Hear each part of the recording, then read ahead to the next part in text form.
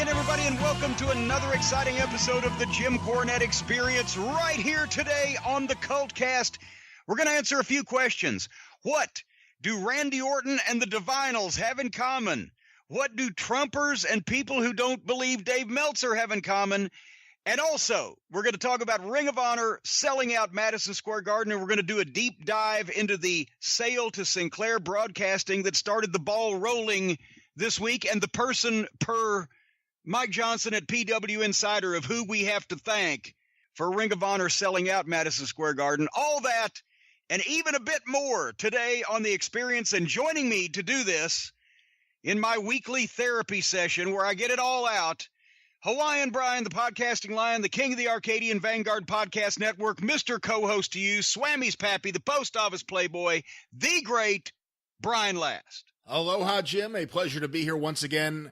You brought up the Divinals, a band I hadn't thought about in many years, but that lead singer, whenever that video came out in 1990 or whatever, boy, was she hot.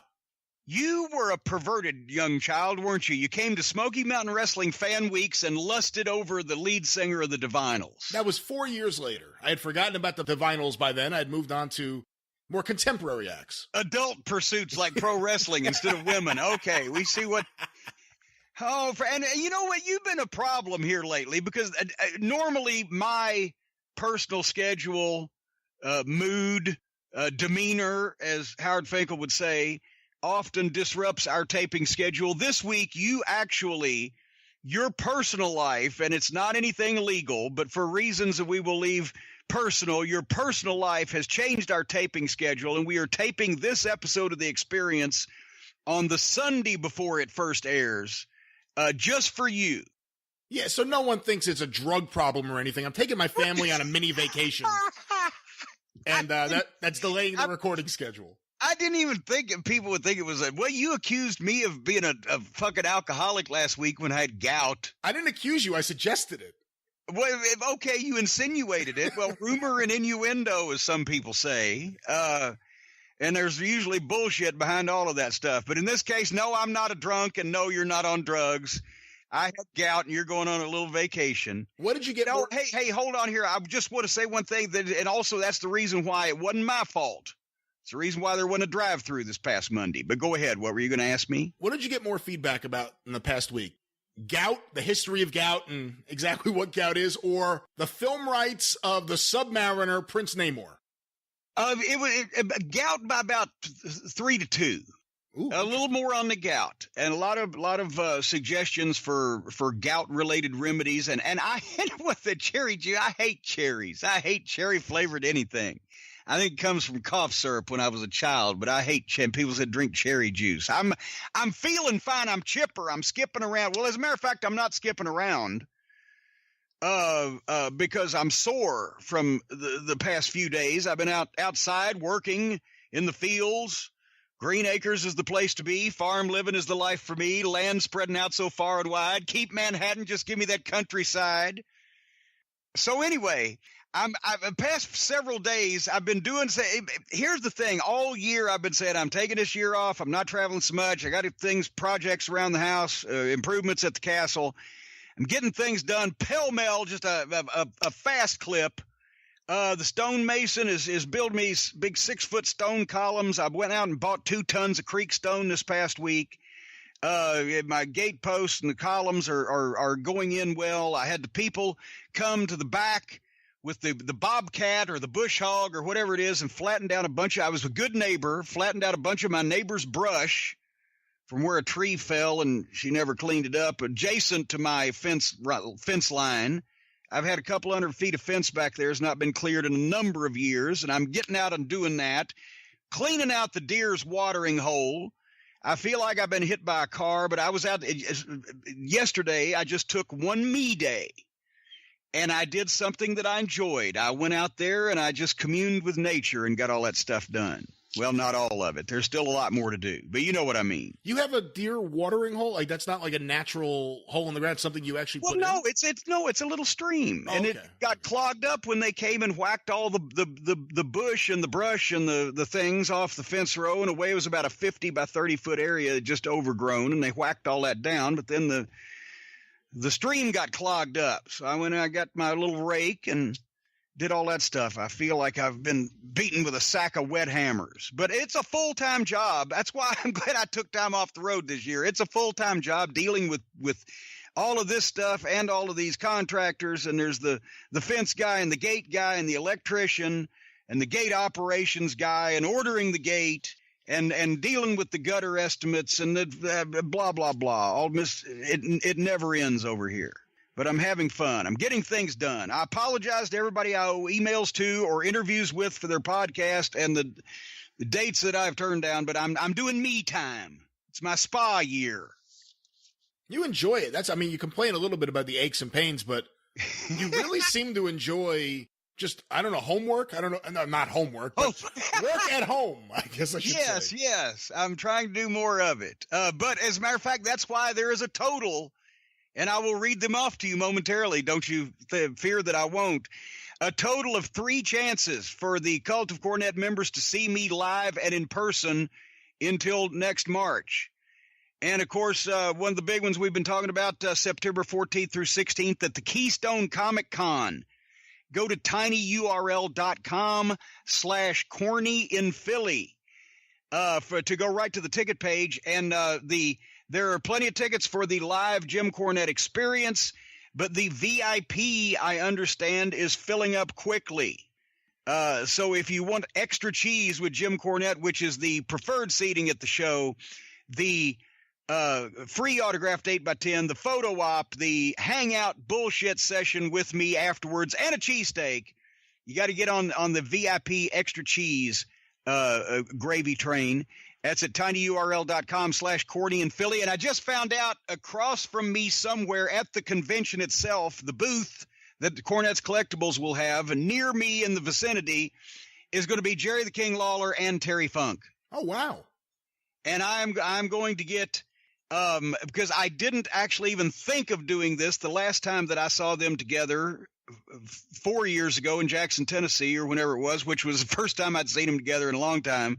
I'm going to get a picture of all of us there, because I used to be the one taking the pictures. I was never in any. Anyway, so come and see me, Cult of Cornette, in the Northeast, my only time for the next who knows how long at the Keystone Comic Con. October 27th at Heroes and Legends in Fort Wayne, the convention all day and the event that night. And then December 8th and 9th, we talked about it last week, and we'll talk more about it as it comes up. But the Nashville Comic Convention, Nashville Comic Con at the Nashville Fairgrounds. It'll be the Midnight Express's 35th anniversary. Me, Bobby Eaton, and Dennis Condrey together again for the first time in, I think, about 4 years now. I got to look that date up. But anyway, if you don't see me there, you won't see me anywhere unless you're riding one of the deer into my backyard. Because we still got a lot of work to do around here. And also I'm keeping up with the website, Cornette's Collectibles, the fine merchandise flying out the doors on the website, jimcornette.com. We've got the recording schedule. I've got my writing schedule. I'm only one person. I can't be everywhere. For heaven's sake, Brian, you should talk. You should talk. You never go anywhere. What are you talking about? I go places all the time. I just don't broadcast it. You don't let people know about it for obvious reasons. But anyway, well, we know where you're going to be then, behind a microphone. But what are you going to be doing this week on your various programs? Well, I want to mention a couple. This week on Kentucky Fried Wrestling with Scott Bowden. Jim, big news here. We finally have solved the Mil Mascaras Memphis mystery. Tell me, he tweeted a picture. Is he sitting with the real Mil Mascaras? Did he see him at an appearance in California? We were about to record the show, and I saw something on my computer that there was a Mil Mascaras appearance, and then I noticed it was right now as we were talking, and he literally just hung up and ran and got in his car and took off to have Mil confirm or deny whether or not he was in Memphis that night. Is there going to be a witness to this, or are we going to have to take Scott Bowden's word for it? Are they going to videotape Mil Mascaras from his own masked lips? There are witnesses, but unfortunately, I don't know if they will be of the caliber you would accept, because they're all wearing masks. So you really won't know who anyone is. But well, are they Republicans? I couldn't tell you. Because we can't accept the word of the Republicans, the witnesses, obviously, and they're stealing from each other. But anyway, go ahead. Well, hear more about the Mil Moscaris Monday Night Mystery, once and for all, confirmed or denied by Mil Moscaris himself at KFRpod.com or available wherever you find your favorite podcasts. I am a guest this week on John McAdam and Sean Goodwin's Stick to Wrestling podcast. We talk about 1983, one of my favorite years, one of the most fascinating years in wrestling history. You can hear that at McAdamPod.com or available wherever you find your favorite podcast. And the 605 Super Podcast, the mothership of wrestling podcasts. This week on the show, I told you about it last time, Dan Farron on Gordman and Goliath, Jerry Gray with some more truly insane Jake the Snake Roberts stories, Bobby Fulton on Nikolai Volkov, William Harding with an update on the Sugarhold champions last year in and around the wrestling business, and so much more at 605pod.com or available wherever you find your favorite podcasts. The mothership! Oh, thank God you accept that last one. It wasn't as bad as normal. I thought you were milking me and lulling me into a false sense of security. I would never do that. Hey, we have news. News, I say. Our own Stephen P. New is making even more money now for people who have been wronged, because now there's another one of these massive giant corporations that has been poisoning people and fucking them around. And Stephen is ready to take the cases.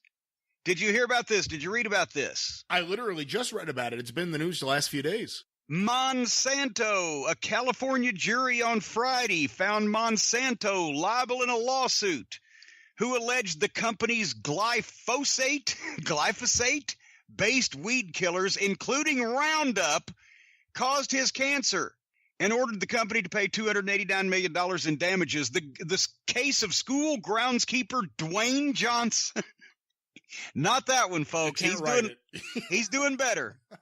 But Dwayne Johnson was the first lawsuit to go to trial, first of many, I understand, alleging glyphosate causes cancer. And Monsanto has just followed a $62.5 billion acquisition by Bayer, faces more than 5,000 similar lawsuits across the United States.